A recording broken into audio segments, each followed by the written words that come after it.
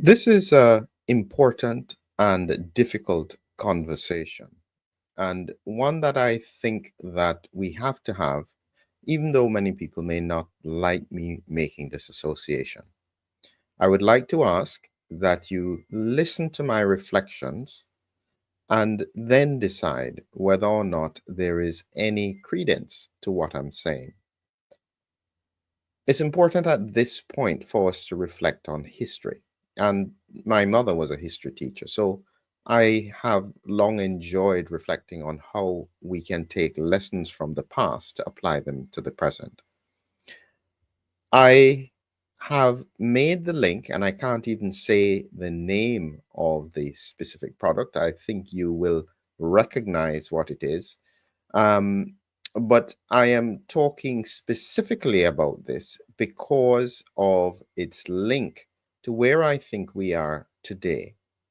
And it's not in the same way, in the sense that this was something that specifically impacted women in pregnancy. I am more interested in how it occurred, why it occurred, and what lessons that we can take from it. I'd always ask myself, how was it possible that there are 10,000 babies with phocomelia? And if you don't quite know what it is, I've gotten this from a paper here, and this is the title of the paper is The Importance of Effective Regulatory Control in the Pharmaceutical Industry in China. This is ResearchGate, and it's showing you the shortened limbs that's characteristic of phocomelia. And it's important to note that at the time, nobody had ever really seen anything like this. And the question I had asked myself is, how is it possible that that went on for so long, that so many babies were affected by it? That was the historical question that I've often wanted to know. And I'd have loved to interview doctors from that time to try and get a better sense of it. The reason I'm making that link is probably because I have an insight that many other people don't have, and that's into this very unusual pattern with regards to embalmers clots. I can't explain why people think it's a conspiracy because they're real. I'm showing you a picture of one. We've seen hundreds, if not thousands, of them. Over 250 embalmers across the world have noticed this. And there is more and more research going on in the background quietly, but there doesn't seem to be much interest from the scientific community. And that's where I think the historical parallel lies. And as I take you through this process of reflecting on that, I would like your opinion as to whether or not I am right in terms of making these kinds of associations. So let's just remember that I am taking history to utilize an understanding of what happened in the past to see whether or not we could actually have a similar kind of event occurring now or in the future.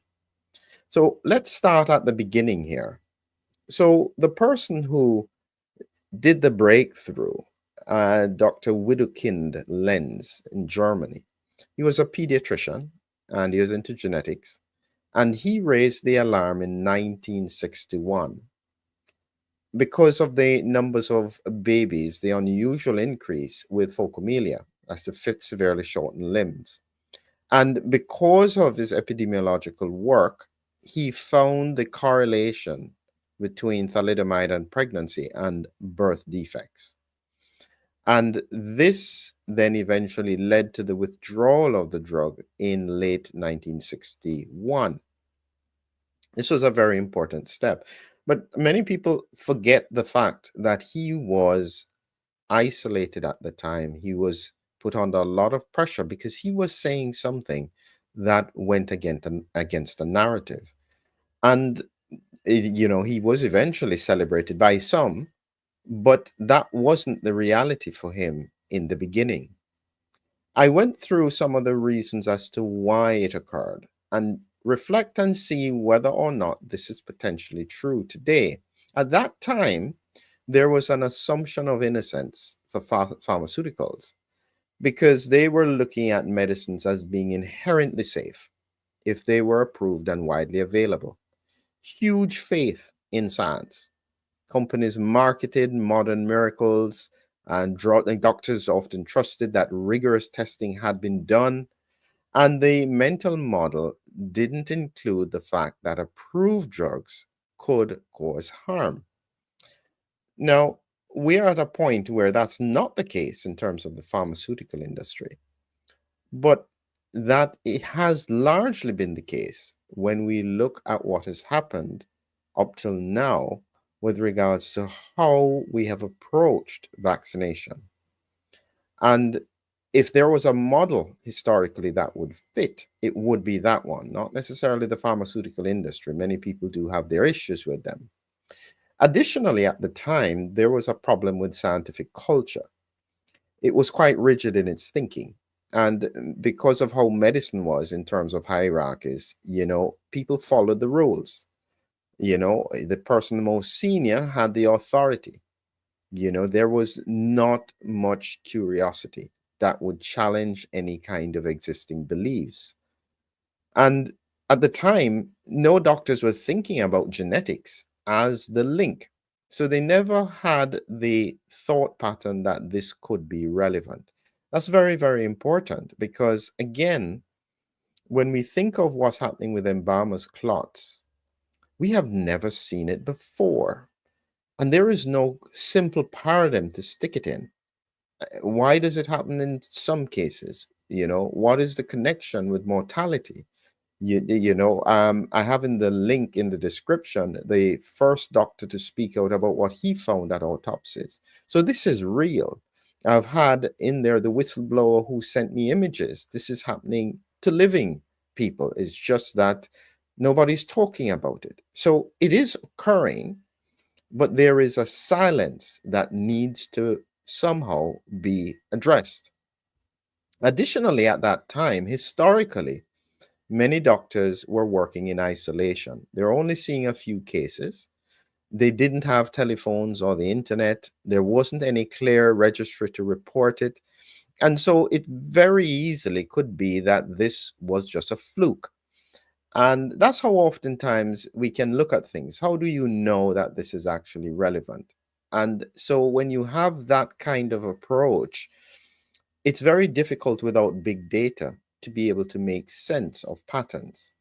And similarly today, this is not necessarily even being seen by doctors because the kind of work that embalmers do makes them uniquely positioned that only them can see this. Nobody else would, because who else would be flushing out the whole of the bloodstream? Nobody else does that, not even in an autopsy. So this is something very, very unique to embalmers. So if they see something, really, there is no good reason that you would ignore it. Additionally, at the time, there was a psychological defense. That was there then, and it's still there now. Doctors' fear of being wrong. It's real. I know exactly what it feels like. And as you can say, if I prescribe the drug that harmed not just a baby, but somebody else, you feel responsible. And so there is this cognitive dissonance where it is easier to believe that it was random or genetic, and therefore it couldn't have been directly related to something that a doctor actively did. And there was this emotional self protection.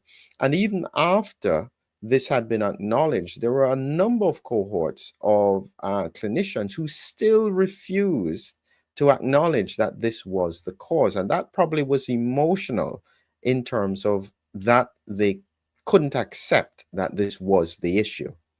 And the other point was at that time, there was no pharmacovigilance. So many things could come out that there was no established practice, no investigating of adverse drug reactions. Doctors weren't really looking for harms. And so when you had that kind of culture, this would be a problem. And this is part of the reason why the FDA was bulked up.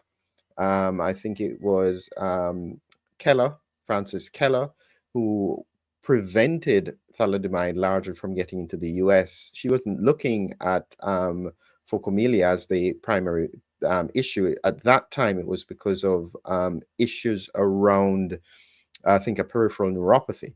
And she protected the USA from that. So they didn't have that in place. They've now got that in place now, but this vigilance doesn't seem to be able to pick up stuff that is outside of the normal patterns that we're facing. And this is part of the problem as to why this is so difficult. And the final point at that time was that it was post World War II.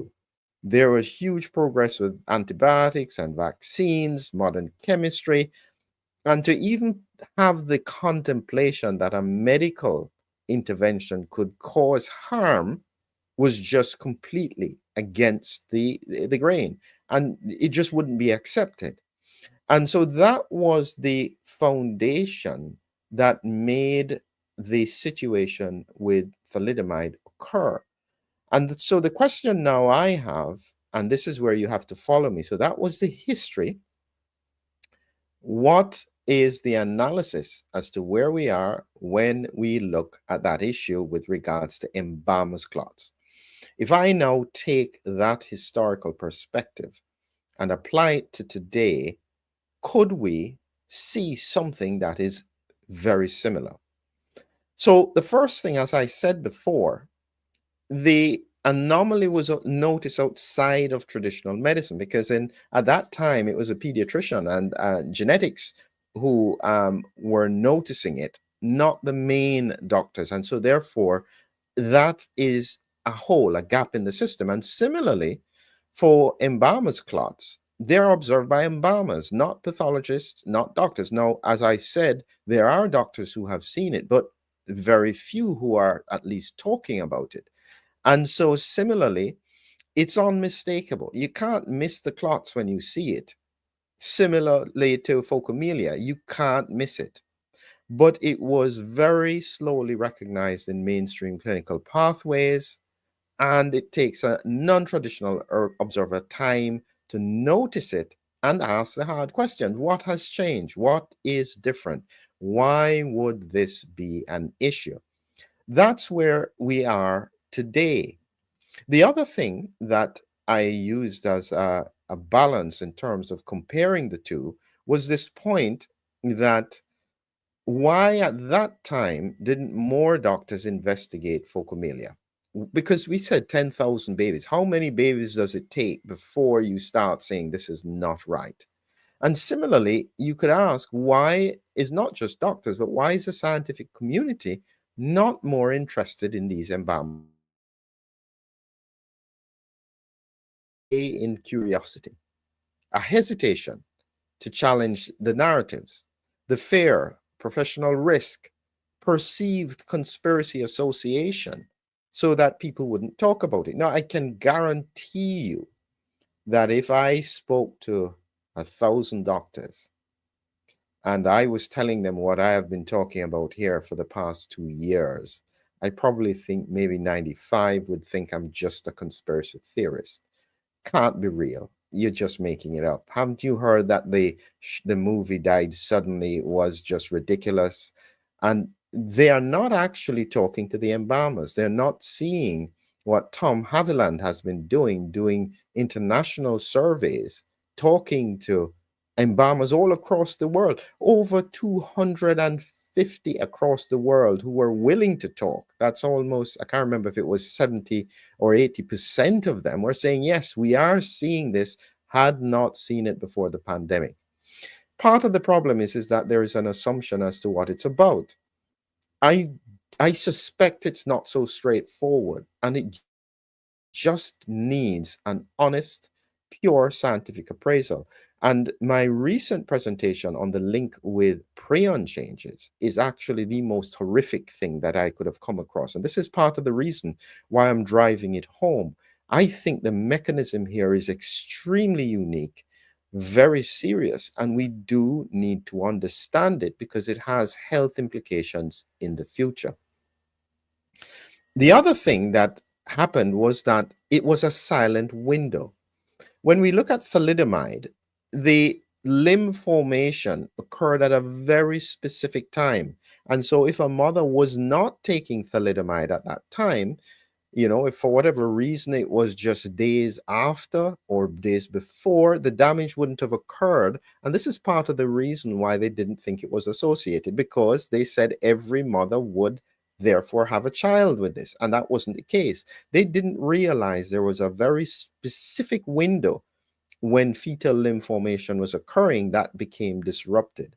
And similarly with Embalmers clots, the clotting dysfunction does not happen directly. There doesn't seem to be any clear pattern with it. And this is part of the reason why it's so difficult to see. The fact that it is happening, as I said, very quickly, the patient that the doctor told me about, it was about a 3 to 4 day trajectory where he deteriorated and died. And there didn't seem to be anything abnormal, but he was able to pull out a foot-long clot out of this person. And you think, well, what's the connection? And as I said in my presentations, I think that this is a combination of two things. The COVID storm, as I say, is that you have spike from different sources meeting together, and this, in the very specific circumstance, can cause these abnormalities. So both of them had hidden biological processes, and the time gap between exposure to presentation then makes it very, very difficult to make sense of it. So you can understand why the scientific community can miss the relevance of it. My point is that you first cannot discount that it is occurring. And then you have to ask, well, why would it be occurring? That's the second bit. The other problem was, similarly, there was a lack of systemic data collection. So there were no birth registries at the time with thalidomide. And so therefore, the doctors wouldn't see. Similarly now, there is no registry of this for embalmers other than what Tom Haviland has been doing with doing this survey, getting answers. And therefore, in the same way that Dr. Len's early work, it was scattered observations, he had to pull it together into a coherent pattern. We need the similar thing to happen. And as I said, I just can't explain why anybody would think it is occurring, it is real, it is being found in both living and postmortems. There has to be an explanation. Why would we discount something that a pattern we've never seen before? Additionally, at that time, there was resistance from institutions. You have to remember, part of the challenge that Dr. Lenz had was that he was up against a company that had safety assumptions. And similarly, with the observations with clots, the reason it's not getting the attention that it needs is primarily because instinctively people know this thought that I said there is, as I said, there is an elephant in the room. And instinctively, people know that this has got to be part of the question as to whether or not it's connected. Now, we don't know, but it is one of the big questions. And so that fear of actually having to look at that and to consider that is part of the reason why it is so difficult when we think about why there was resistance. As it says here, when corporate, political, or institutional reputations are at stake, there is a lot of resistance to whistleblowers, even when they're raising valid concerns. And as I said, I know, and this is why I'm focused on it, and this is why I'm like a dog with a bone on this. I just keep coming back to it over and over again. We need answers because it's not disappearing. And so therefore there is a responsibility As we said, there is a moral and scientific duty to investigate. Similarly, the fact that Lenz didn't wait for permission, he just trusted the data, sounded the alarm. This is exactly what Tom Haviland has done, and his persistence helped to prevent more harm. And if the observations continue to hold across the embalmer communities, there is no excuse for failing to thoroughly investigate it. It can be in the early phase, but I suspect we don't have time because this is not disappearing.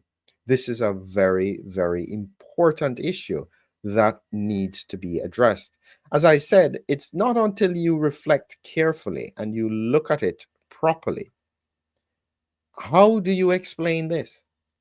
This is a 19-inch white clot found in someone, nothing like we've ever seen before. And this is not one, there are thousands of them.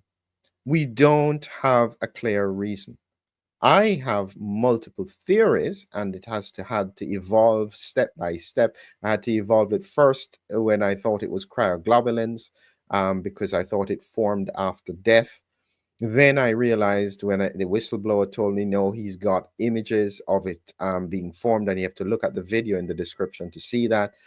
And then I realized, okay, so this is happening in life. And so therefore I changed the science, looked at it again, came up with another theory.